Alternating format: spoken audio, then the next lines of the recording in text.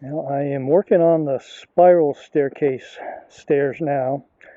I put together this quick jig that can hold the logs in place, so I can take the chainsaw and just go down and cut off the flat tread surface. And then each one of these, like my other stairs, I'm going to take the draw knife, clear the outsides, plane them flat, smooth them down, and then I'm going to put a thicker tread on top of these. It'll make sense as I go along, but I just wanted to show the jig that I put together. It has a hinge attached so that I can, because each of these logs are different sizes, and with a clamp it holds it tight in place. All right, back to work. Hey guys. Okay, let's get back here. I wasn't sure if this new machine was recording right, so what I've been doing is measuring for the inside heat shield, which has to be 14 inches diameter. That gives 2 inches space all the way around the 10-inch pipe that's going up through that hole up there. I had a hard time finding pipe that was that diameter. It's just I could have had it made at a machine shop, but it's very expensive. So I ended up taking 2 7-inch round pipes, cutting them to size, and then attaching, so there's 2 seams. I had to stretch them out a little to take the bend out, and then I cut these 14-inch pieces of foam. There's one on either end, just to keep it round as I'm drawing on the dimensions that I need to cut. Now this piece here,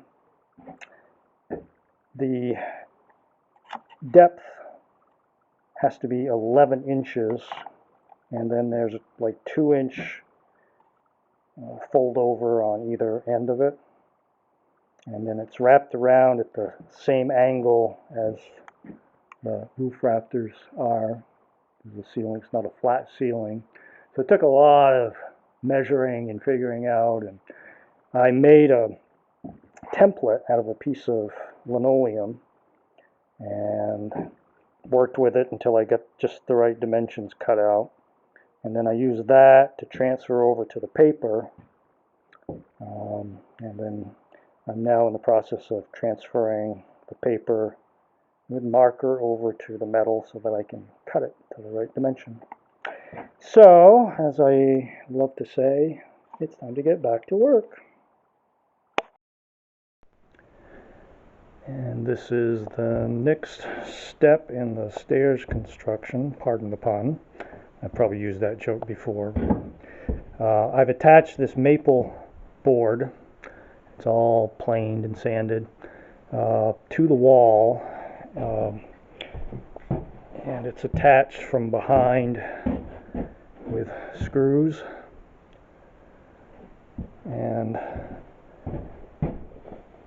this is one of the cherry steps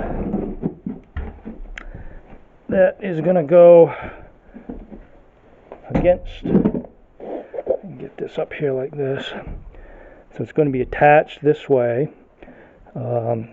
The cherry, of course, is going to be stained brown, and then the maple is natural to match the rest of the cabinets and the other staircase. And what I'm going to do is drill 3 holes through this and through the support in the back, and then with those long lag screws, each step is going to have 3, and they're going to be angled slightly up instead of just 90-degree. So angling them up is going to give the stair some more support. And then on the outside of each of the steps. I'm sort of figuring it out as I go along, but I think I'm going to have another maple board attached to the outside with a couple supports running up to the ceiling to help hold the weight of the stairs on the outside edge. And the spiral staircase is going to have a similar stair design. So everything is sort of tied in and matches the color scheme and the wood scheme. Alrighty, I got to get back to work. And I had to dig out my trusty old tent. I've used this many years covering my cement mixer. I've got sort of a workstation set up here where I'm putting together the parts for the stairs, the spiral staircase especially. And it was getting so hot in the afternoon, the sun was beating down on me. And then you never know when it's going to rain, so I set this up. And hopefully it won't get blown away. But I've only got a couple of logs left. I've been scraping the outer layers off the center post, and then these are the supports for each step. Alright, I'm one step closer to finishing the chimney. I've got all 3 flashing units installed with the first layer of caulking. After that dries, I'll add more and more. But what I did is put a band clamp around each one, attached it with a couple of little bolts, and that wraps around all the pieces that I had cut before in the tin roof, metal roof.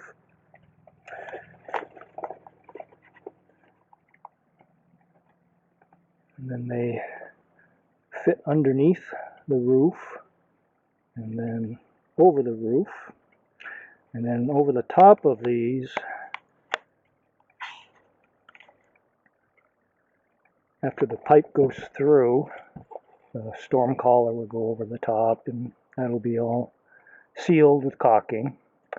And then the pipes, because these flashing units are smaller, they're an 8-inch opening, and my pipe is 10-inch, but I had to get these small units to fit in this space. I will cut little slots around the top. That's what this red line is here, and fold it back to fit a 10-inch pipe. And then, of course, the storm collar will fit over the top of that.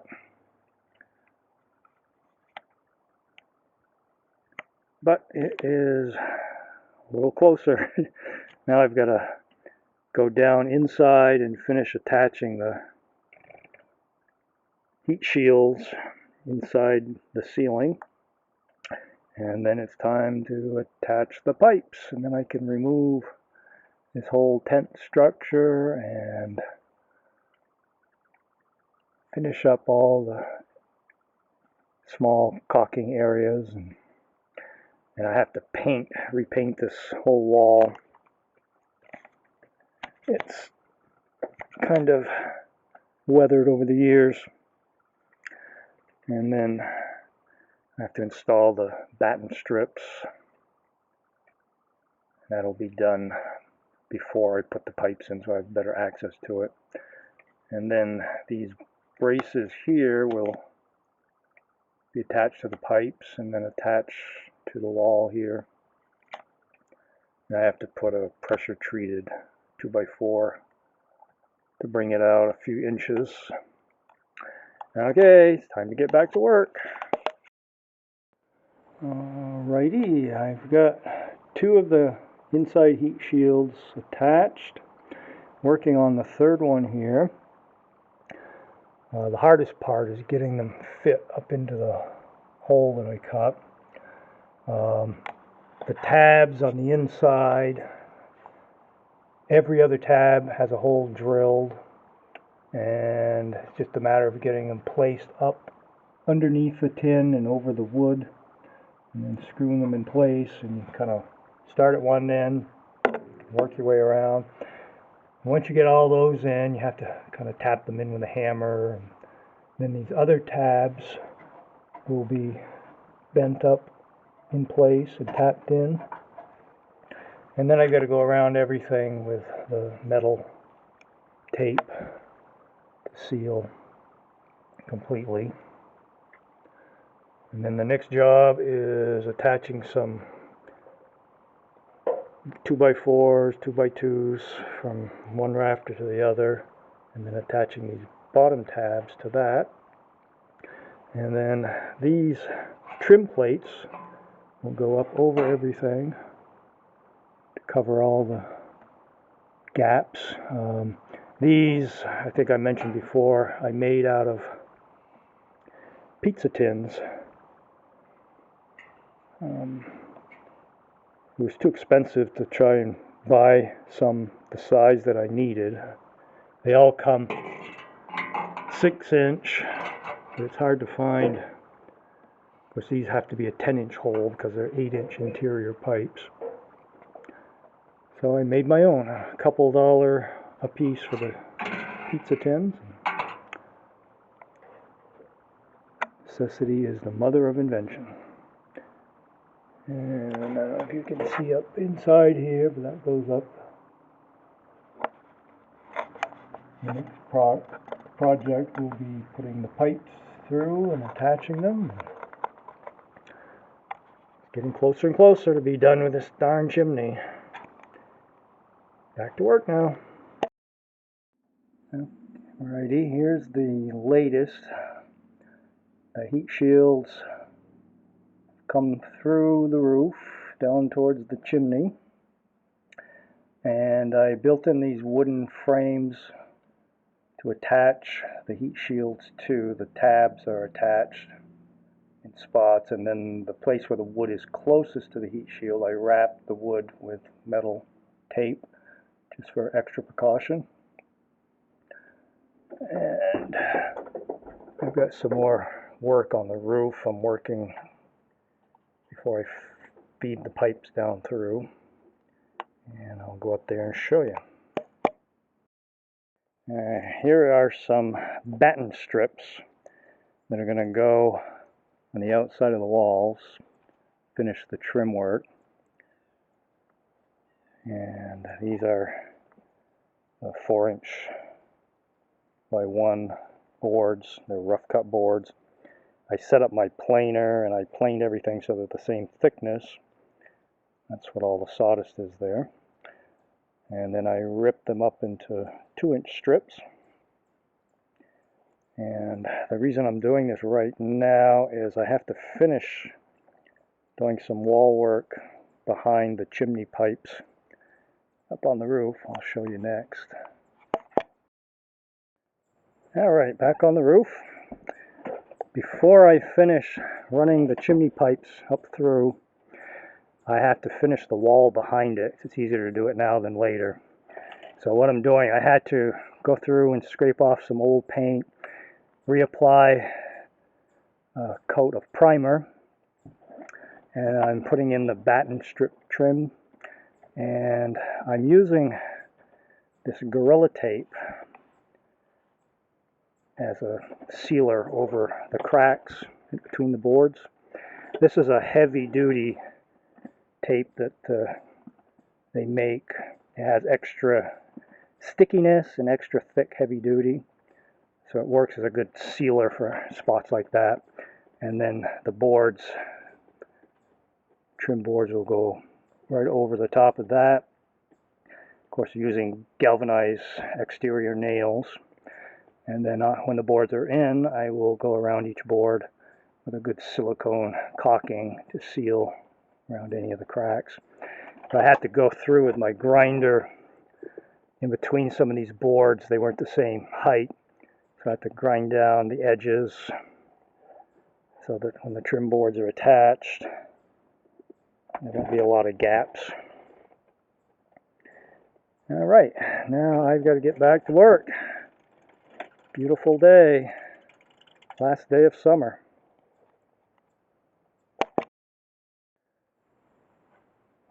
This is the latest on the chimney process. Before I attach the actual chimney pipes that go up through the roof, I've got all the heat shields installed, and I measured and cut out a piece of sheetrock that's going to go over that, and that has to be put in place before the pipes go through. That's the piece over there. I'm putting a backing of metal tape as added protection and also as a vapor barrier. It's going to go on the opposite side of the ceiling. And then, just as an extra trim design, I cut some pieces of tile into 3 sections, and then I took my grinder and angled off the edges. And they are glued on the bottom side of the sheetrock around the holes, and then these trim pieces will fit over the pipe, which also has to be put in place on top of the chimney before the pipes are inserted. It's like playing chess. You got to think ahead of all these different things that have to be done. And then I have to insulate before I screw that sheetrock in place. I've got okay, I am getting closer to the end of this whole chimney project. I have insulated around the heat shields of all the flues, and it's a special type of insulation. It's called rock wool, and it's designed to be close to high temperature things. You should never put insulation directly against the actual chimney pipe, even though it's double insulated. The idea with this heat shield is it gives a 2-inch plus gap around the pipe, so you have that air protection. And then there is an air gap space above the insulation and below the ceiling, the roof. And from here, the rest of the insulation will be the regular foam board, and then fiberglass insulation, and then there's going to be a vapor barrier and heat reflective material. And then the next thing I've got to do is put that piece of sheetrock up here, and then the chimney pipes can be inserted and attached, and it'll be pretty much done. So now I've got to get to work. I've got 2 of the chimney pipes attached and through the roof, and I'm working on the 3rd one. I still have a lot of work left to do, but these plates are going to go up above trim plates, and then I've got to put the clamps on where the joints are, and I'll go up on the roof and show you what's going on up there. Up on the roof, I've got 1 pipe installed, and I'm working on the 2nd one. I had to increase my tent height to accommodate the final installation. I still have to put the caps on, and I've got some brackets, and I've got to do some more sealing. I'm using a high temperature sealant goes around the bottom of these, and then the storm collar will be attached. This is just put in place for now, just to show you. And those will be sealed in place. But anything that's directly in contact with the stovepipes, I'm using a high temperature sealant. But it's been very hard. It was so precise to get everything cut out at the right angle, and a lot of measuring with plumb bobs, but it's pretty close, and it can't be off by more than 1/8 of an inch for these things to line up. Way down there. I've got to get this finished. It's already the middle of October. A lot to do, so I need to get back to work. Well, I finally have the third stack in place. It's been a long time coming. I still have a lot of detail work left to do. I use these tabs that I cut out of the metal to help attach it to the actual pipe stacks with these brackets, and then I seal around everything. I use a special heat silicone sealer. It's a 500-degree sealer. Anything that's in contact with the pipe, it'll never get that hot.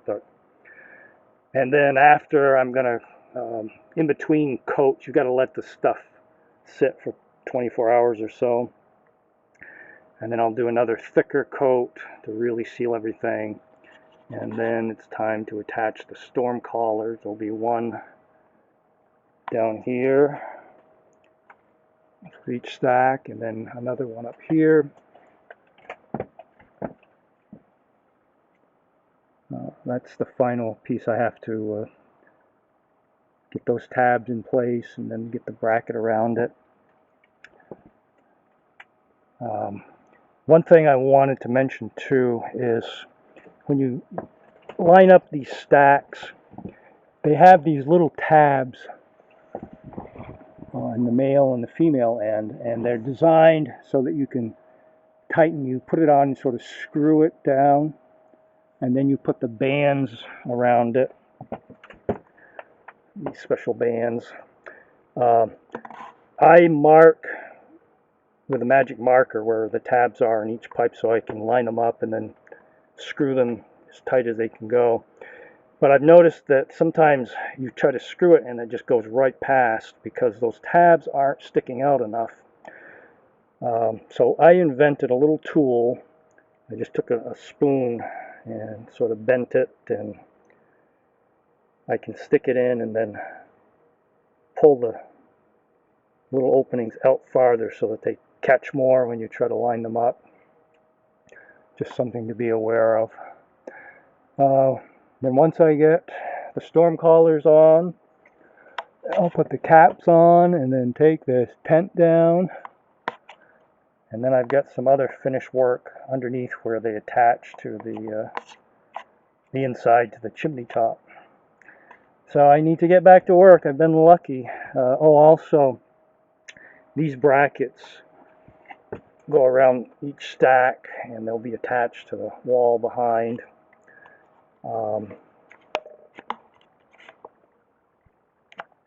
And these tabs that I cut out of the metal and put the other clamps around also help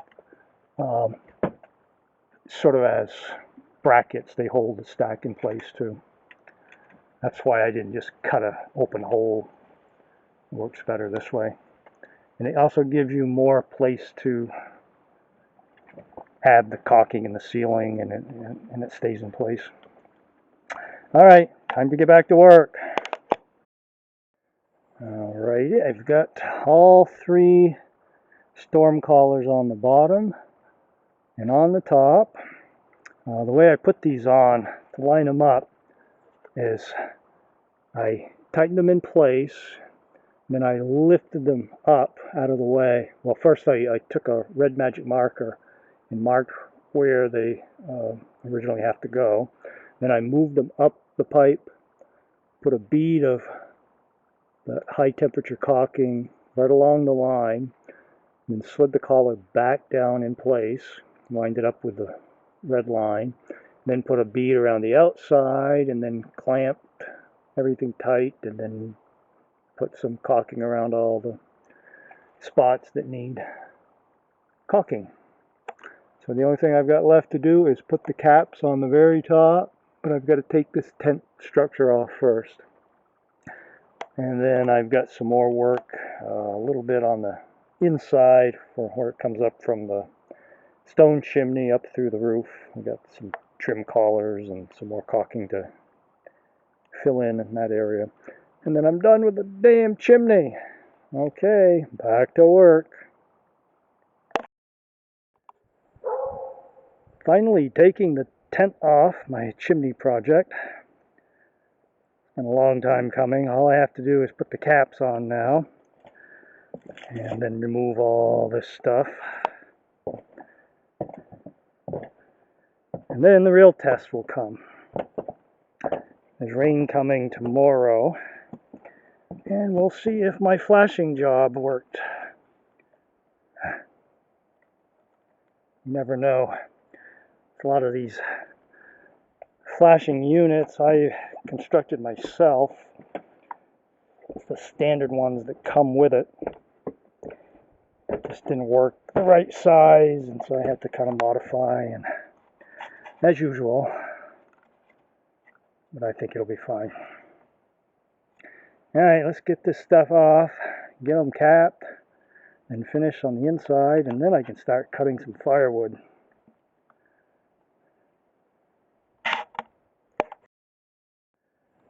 And there is the finished product.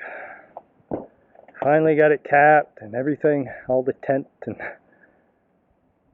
tools and everything moved out, and I just have a little bit of trim on the inside to finish up, and then I've got to cement in place the clean out doors at the bottom of each flue.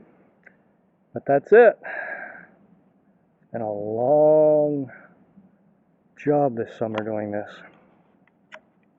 Now the real test to see how well the flashing holds. Got some rain coming tonight. Okay, I've got to go and start cutting wood for the winter before snow comes. Back to work.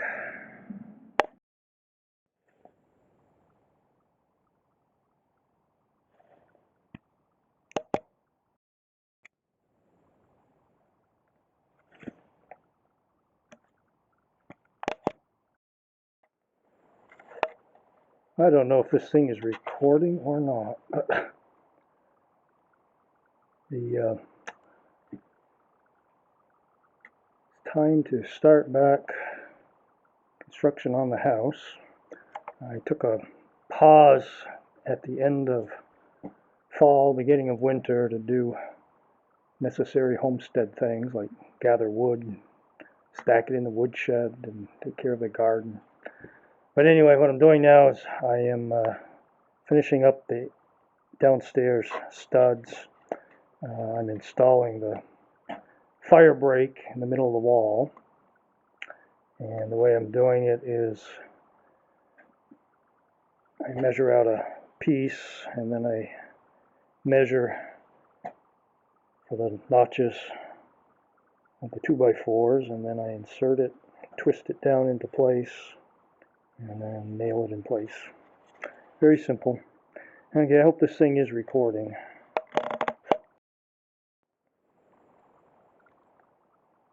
Alright, I hope this is recording. I just wanted to get another detail here. How I'm installing this fire stop stud.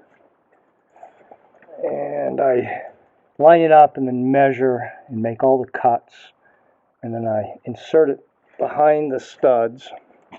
And because these studs are flexible, they can pull out a little. I just get it lined up, and then I'll flip it down in place Sometimes I have to use a pinch bar just to get it started, but then it locks it all right in place and it's nice and tight. And again, I hope this is recording. Okay, I hope this is recording. It's not construction today, but it's snow removal. And I wanted to show this device that I use. It works great, hardly any effort. I didn't design this myself. I saw this on the internet, but I came up with my own version of it.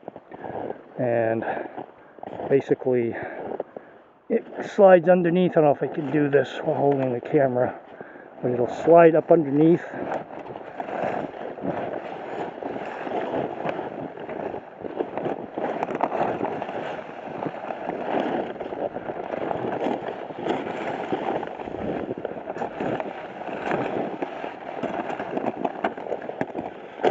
Oh, it's hard to do this with one hand.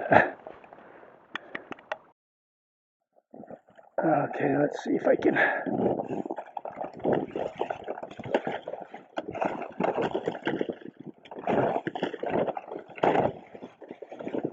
Yeah, this is kind of hard to do one-handed. It slides up underneath. I did it in between, and I use that saw to cut down in between to get it started. But once it breaks loose, the snow slides down the plastic and slides right off. It is very simple when you do it with two hands, but try this one more time.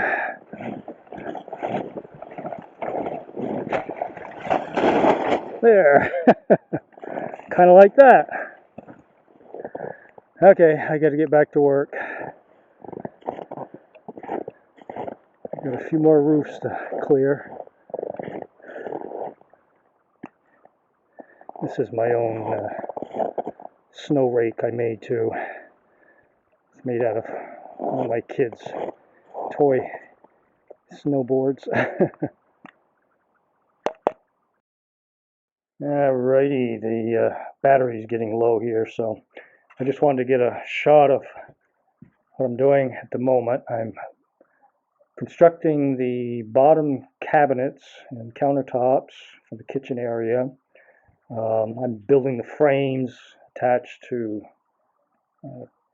wood strips that were embedded in the floor, and then this hardwood is attached to the top. It just goes down, and that'll be the base of the cabinets. I want to get the bottom cabinets installed, at least the framework, so I have a place to put the sink in so I can finish the plumbing, and then do the wiring so I know where wires need to go on the countertops. And these are some.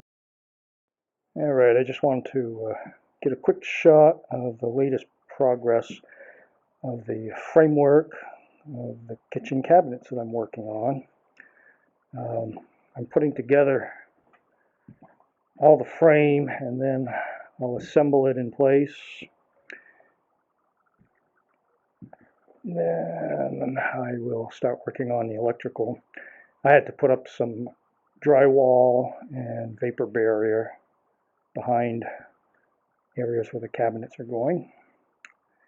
Alright, I'll film it again once I get everything put together. The cabinets are going to just be roughly put together. They're going to all be faced with hardwood eventually, tile topped and everything else. So, back to work. Alright, I just wanted to get a quick update on the cabinet and countertop construction. I've got the framework. I don't know if you can see here. All in place, and now I'm laying on the actual countertops. And how this is going to be built is the hardboard base. It's going to have a wood edge with 2x6, which is going to be notched out. This is my measuring board here. So it'll fit over the edge and stick out 2 inches all the way around the edge. And it'll come down to this height. And then it'll be cement board and then tile, which will come up to the same level as the edging. And then the outside, the doors on the fronts, of course, and then the sides and around everything will be trimmed with hardwood boards. And I'm getting planed. They're 3/4 inch boards, be planed down to 5/8. Okay, get back to work now. All right, the countertops that I'm working on right now are all going to have wood edges, and I'm just going to show you how I'm cutting out these 2x6s. I've got a measuring board here that I drew out dimensions on, and it's going to be notched, cut out, and then 2 inches over the end of the countertops will be this solid wood, and then wooden frame with tile in the center. And the way I'm cutting it is I set up my table saw and fence, and I had to raise the blade up as far as it would go and then run the 2x6 through. Unfortunately, my blade isn't big enough to make the full depth of the cut that I needed to. So when I made the other cut, which is this depth here, I had to make 3 extra cuts, and then I'll just knock out the pieces and clean it up with a chisel. But that's how I'm doing it. All right, quick update on the countertop construction. I'm installing the wood edge. I'm just marking where the screws are going to come up from the bottom, so I mark the holes, drill down from the top, and then I will smear a good coating of liquid nails glue on there. And you can see underneath I got the screws placed.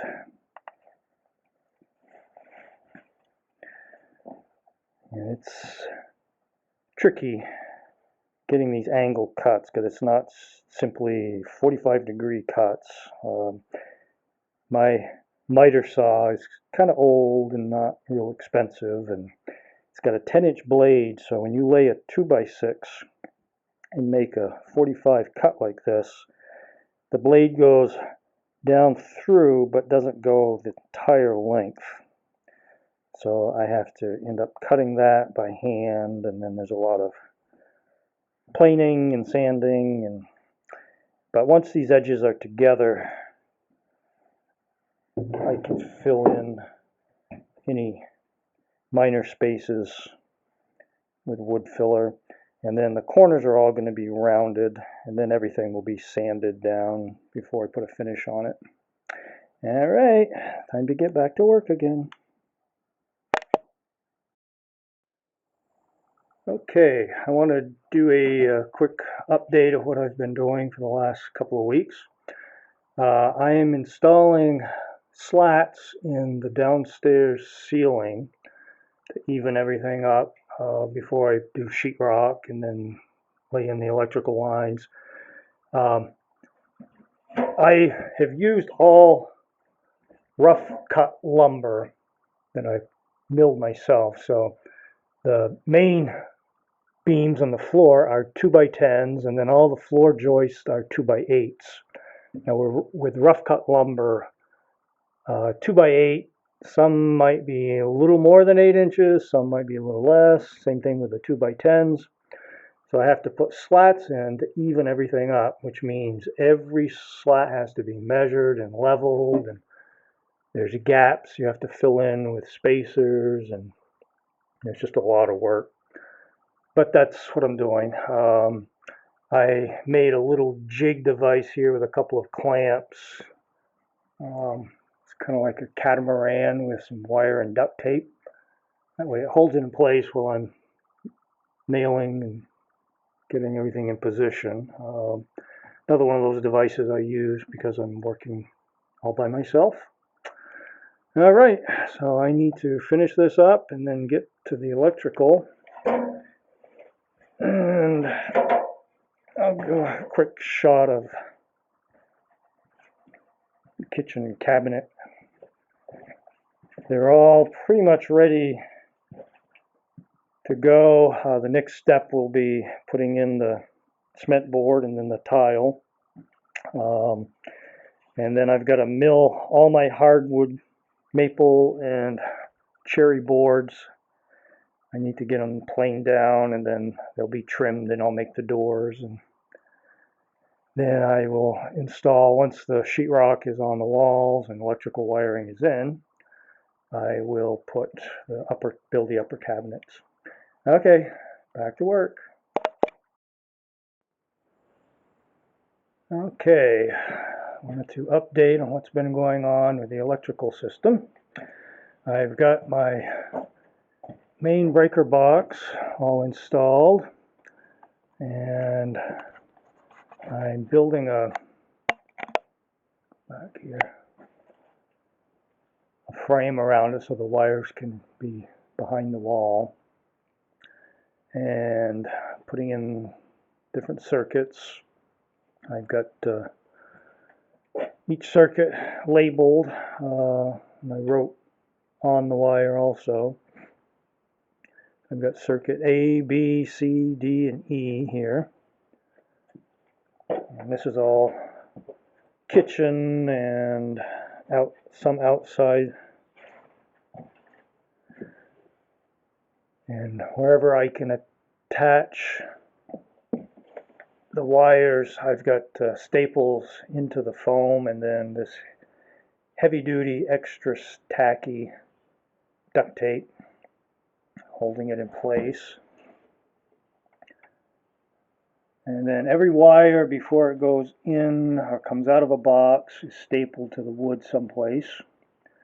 And any place where the wires are close to the surface, I've got these metal protective plates so that the sheetrock screws won't penetrate the wire. Plus, I'm using sheetrock screws that are a certain depth, so there's no way they're going to go through anyway, but just extra precaution. And I've got outlets and switches in the kitchen. This outlet is a GFI outlet. It's going to be the dishwasher, will be plugged in there. And anything that's near water, bathrooms, kitchen sinks, that sort of thing, it's good to have the GFI ground fault outlets. And then from there, this circuit runs up to an outlet on the countertop, and then it runs up to another outlet that will be inside the upper cabinets. And it'll be a place that you